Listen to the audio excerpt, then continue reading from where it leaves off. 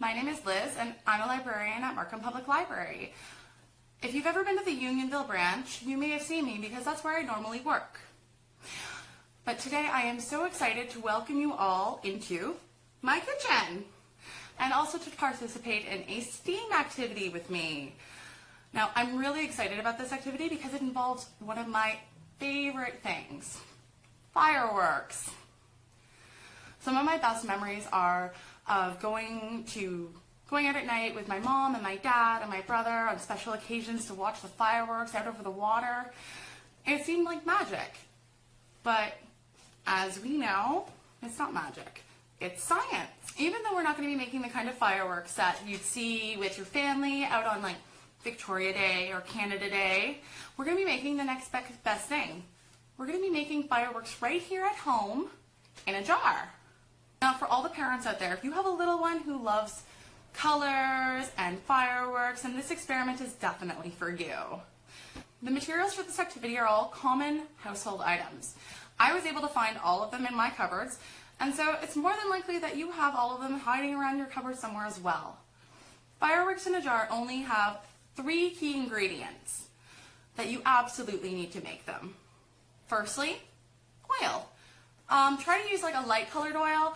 I am using sunflower oil, but you could use soybean oil or canola oil. That's perfectly fine. The second main ingredient is water, which I'm going to be getting it out of my tap back there. The third main ingredient is food coloring.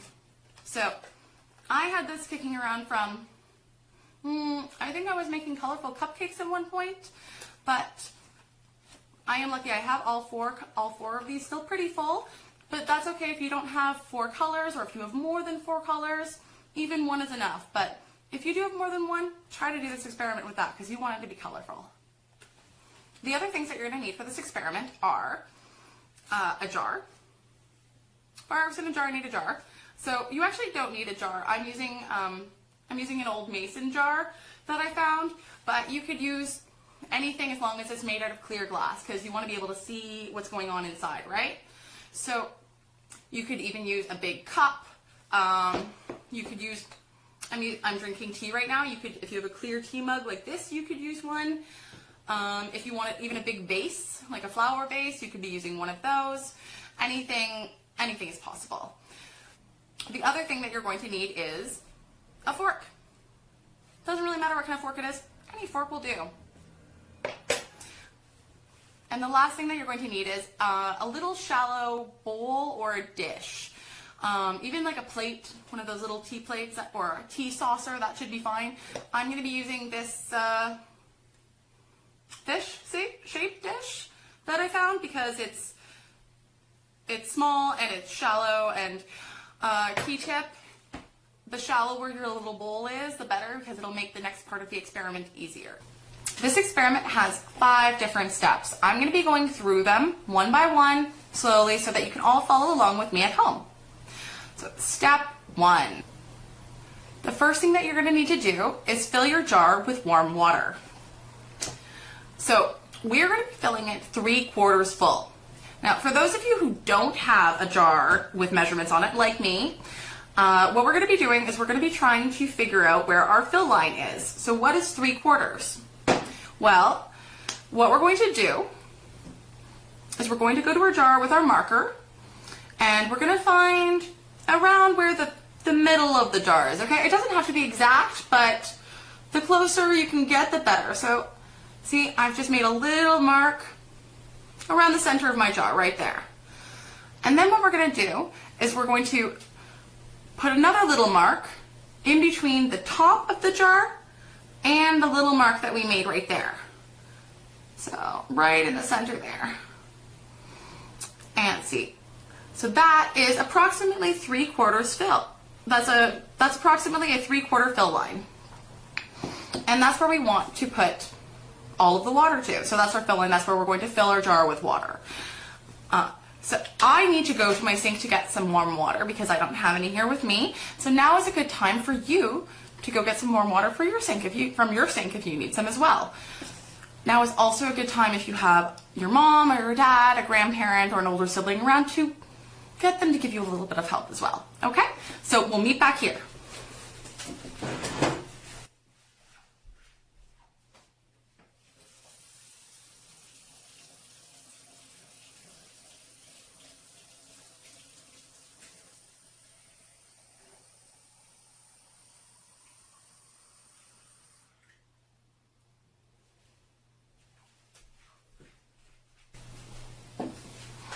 Hi everyone.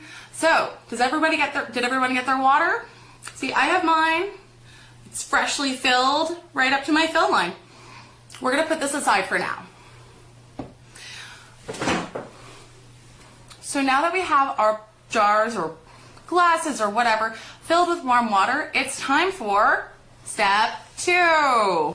For this step, we're going to need our oil, our bowls, and our food coloring. Now, what we're going to do is we're going to start off by filling our bowls with 3 to 4 tablespoons of our oil. Now, I'm going to be using a measuring spoon, which is a tablespoon, but if you don't have one of these at home, don't worry. A regular soup spoon is approximately the same measurement as a tablespoon, so you can just use one of those. This is also a very good time to grab a parent or grandparent or sibling to help you, as this step can get a little bit messy. So I'm going to measure out 3 to 4. I think I'll probably go with 3. Maybe you guys can do 4 at home and tell me how it went. I'm going to do 3 tablespoons of oil.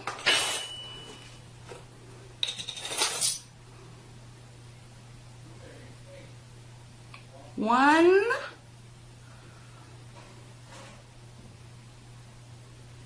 2, 3, a little bit more than 3. I spilled over the last one a bit. That's okay. Not a problem. Okay, so now we can put the oil aside. The next step is we're going to be putting our food coloring into our bowls in the oil. So what you want to do is you really want to dot the oil. So see how in my bowl you can see the oil there? You kind of want to dot plunk little dots of food coloring in there, evenly spaced, as even as you can get them. And you want to try and get an even amount of each color that you're using. So I have 4 different colors. Oh, just dropped one on the ground. Let me get that. I have 4 different colors. I have red, I have yellow, I have blue, and I have green. So what I'm going to do is I am going to put in 4 dots of each color. So 4 dots of green, 4 dots of blue, 4 dots of yellow, 4 dots of red. Okay, so I'm going to do that right now.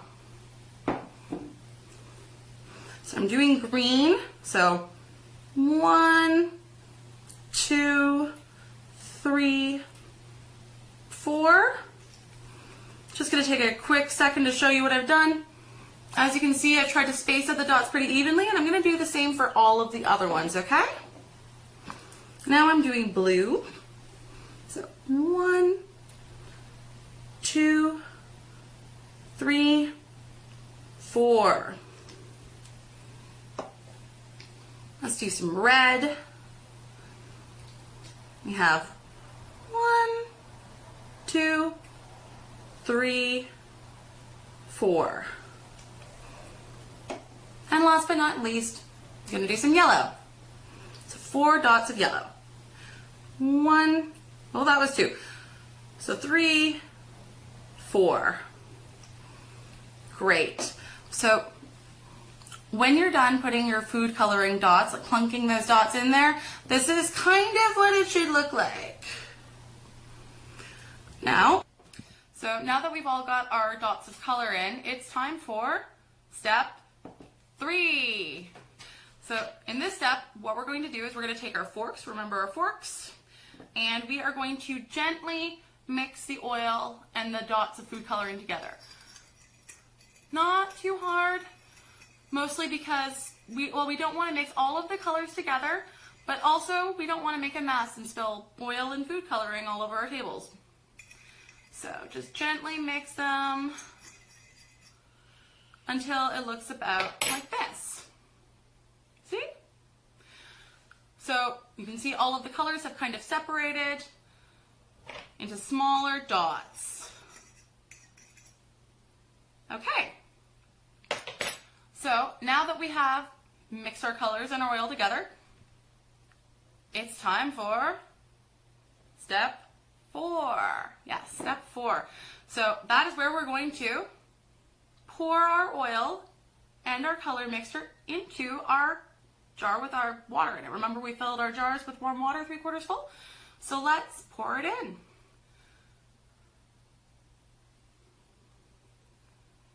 Okay. Making sure everything gets in there. Okay. It's time for step 5. And that's wait and see what happens. So this is where our fireworks will start to happen. As you can see, some of mine are coming and spilling out. Look, you can see some little ribbons happening.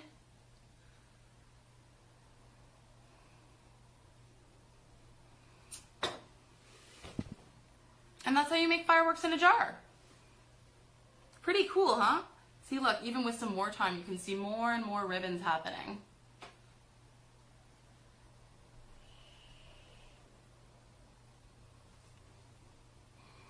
Yeah, so why is it so cool? Well, I'll tell you a little bit about the science behind it. So you know how when you put oil and water together, they don't mix? And the oil kind of always goes to the top. Like, so if you're when I was younger, I always tried to mix oil and water. I was never successful, but I always liked to see how it kind of flowed at the top.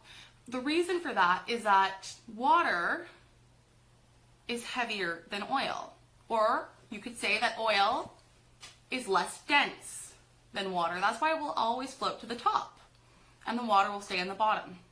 Now, food coloring is also heavier than oil. And that's why when we put it into here, see, look, you can see, oh, so many more ribbons. Isn't that cool? Let's see if I can get you, but look at that. I may have mixed my food coloring a bit too much.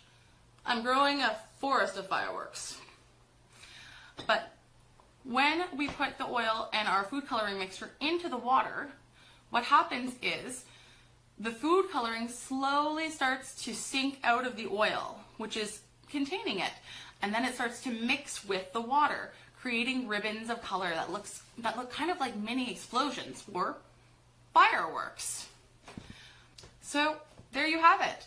You don't have to wait for a special occasion for fireworks. You can make them at home in your own kitchen. Now, if you weren't able to gather up all of your materials in time, don't worry. This video is here to stay. So next time you want to make fireworks in a jar, you can have all of your materials ready and waiting to go. And you can watch this video anytime you want. Just remember, all you need to make fireworks in a jar are three key ingredients: water, oil, and food coloring. Now, before I log off, I want to remind you all that if you like STEAM activities and you want more, go to Markham Public Library's website at www.markhampubliclibrary.ca, and you select, out of the menu bar, select our ebooks. And then once you hit that, you can click on Overdrive and search in Overdrive for STEAM activity. So that's STEAM, then activity. There you'll be able to find a whole bunch of different online resources that have tons of super fun STEAM activities that you can do at home together as a family. Okay, so that concludes today's STEAM challenge. I hope that you all had as much fun as I did, and I can't wait to see how your experiments went. Try to post pictures of your fireworks in a jar in the comments. I would love to see them. Until next time, bye everyone!